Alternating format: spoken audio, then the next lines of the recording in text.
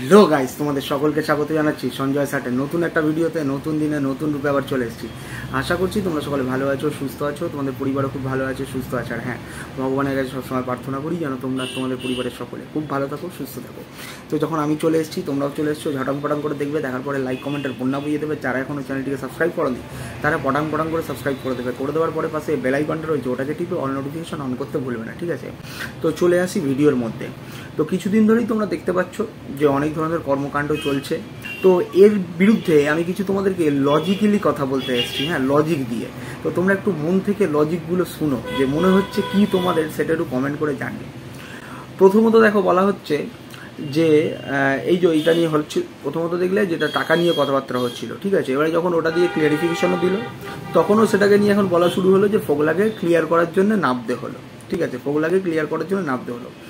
অথচ এইরকম ধরনের নোংরা জঞ্জালগুলোই দিনের পর দিন প্রশ্ন করে যাচ্ছে যে বাচ্চার কি হলো, বাচ্চার কি হলো, বাচ্চাকে নিয়ে কি ভাবনা চিন্তা, বাচ্চাকে নিয়ে তো কোনো কথাই বলে না, ঠিক আছে? তো সে যদি এবার বাচ্চাকে নিয়েও কোনো কথাবার্তা বলে, সে যদি বুক ফুটিয়ে মানে বুক ফাটিয়ে কান্নাকাটি শুরু করে দেয়, ঠিক আছে, মানে ভিডিওর মধ্যে এসে, তো তারপরেও সেটা নিয়ে আবার কথা হবে যে ও ইমোশনাল খেলা খেললো, ও বাচ্চার নাটক দেখিয়ে ভিউজ টানলো, ঠিক আছে? তো এইগুলো চলবে যথারীতি। এদের তো কাজই এইগুলো, মানে বাদ কি পতঙ্গার বানিয়ে দেওয়ার চেষ্টা, বুঝতে পেরেছো? তো আর একটা জিনিস রটানো হচ্ছে, যেটা হচ্ছে যে বেচুর ওপরে রাগান্বিত হয়ে বাচ্চার মা নাকি এই ধরনের মানে কর্মকাণ্ড করেছে, মানে ওকে দৌড় করাচ্ছে।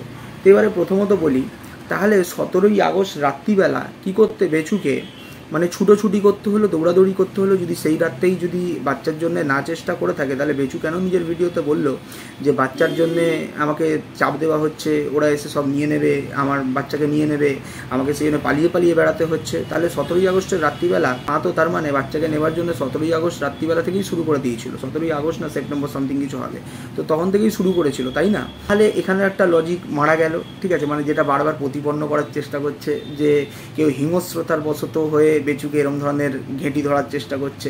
এবারে বলি, আরেকটা জিনিসও রটনা করা হচ্ছে, যেটা বারবার বলা হচ্ছে যে তাকে সেই সময় ভুলভাল বুদ্ধি দিয়েছে, যারা ওর পাশে ছিল বুদ্ধি দিয়েছে, মানে ইনডাইরেক্টলি ও টার্গেট কাকে করছে, মানে যাকে তোমরা ঘোড়া বলো, ধরবে, তাকে চুষেও খাবে। এর আগেও তোমরা দেখেছো মুন্ডুর সময়তেও। তো ঠিক এক্স্যাক্টলি সেই কাজটাই করছে। তোমাদেরকে এবার লজিক্যালি আর একটা কথা বোঝাই, যেটা হচ্ছে তখন সেই সময় তো ওই বক, কাক, চিল, শকুন কেউই তখন মায়ের পাশে ছিল না, মানে যে সময় এই বেচুর ঘাটটা ধরার চেষ্টা করে, ঠিক আছে? তো তাহলে তাকে কে সেই সময় শিখিয়েছিল এইগুলো করার জন্য? তাকে সেই সময় এগুলো করার জন্য কে শিখিয়েছিল? খেলাটা বুঝতে পারছো? নিজেই তাকে সেই সময় ঢুকে গিয়ে মানে ফোন নাম্বার জোগাড় করে তার সাথে কথাবার্তা বলে, এমনকি ওই ফোগলার সাথেও কথাবার্তা বলে, ফোগলার সাথে অনেক কিছুই ব্যাপার, বুঝতে পেরেছো? তো তার সাথে কথাবার্তা বলে তাকে বারবার উত্তেজিত করা হয়েছে, পোক করা হয়েছে। তোমরা দেখেছো টেন্ডেন্সি একই। সেই মুন্ডুর সময় পর্যন্ত ওই রুন্ডুকে আর মুন্ডুকে এক করিয়ে দেওয়ার চেষ্টা করেছে, সেখানে সুন্ডুকে লাত মেরে বের করে দেওয়ার চেষ্টা করে, সুন্ডুকে জীবন থেকেই বের করে দেওয়ার চেষ্টা করেছে, ঠিক আছে? মানে সংসারটাকে ধ্বংস করার চেষ্টা করেছে।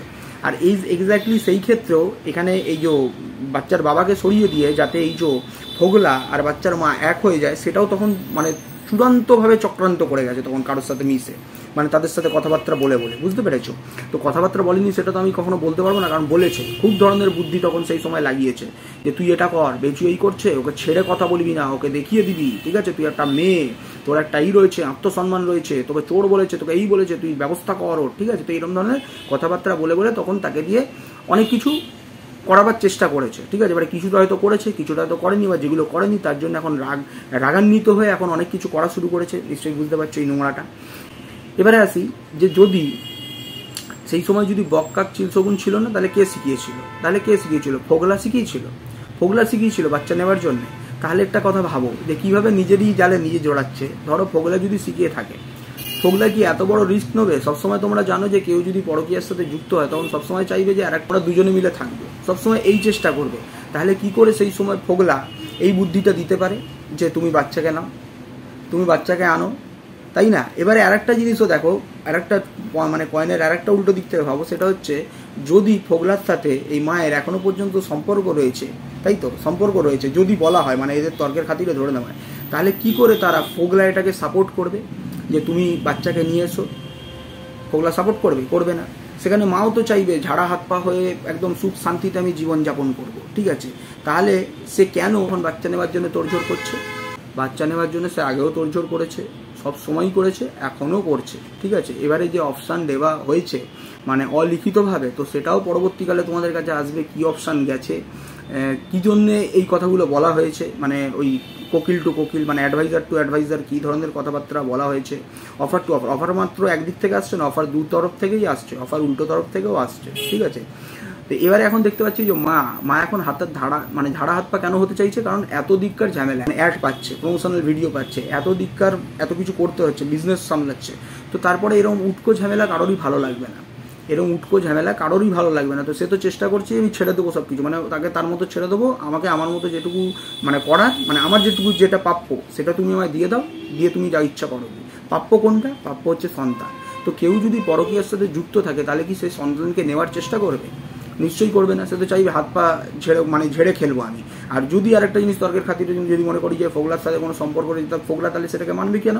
ফোগলাও তো চাইবে যে না আমরা দুজনে শুধু থাকবো, অন্য কেউ থাকবে না, ঠিক আছে। এরা এদের কথাতেই জড়াচ্ছে, তোমাদের সময় নষ্ট করছে, তোমাদেরকে দিনের পর দিন ঘোরাবার চেষ্টা করছে।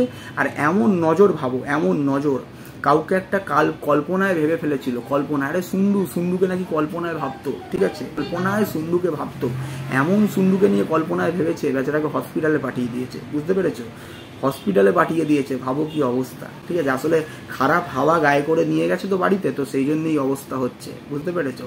তো চলো এই ভিডিওটা এইটুকুনি রাখলাম, তোমরা সকলে ভালো থেকো, সুস্থ থেকো, সত্যের সাথে থেকো, দেখা হচ্ছে বা যে কোনো সময় যে কোনো মুহূর্তে। আপাতত টাটা।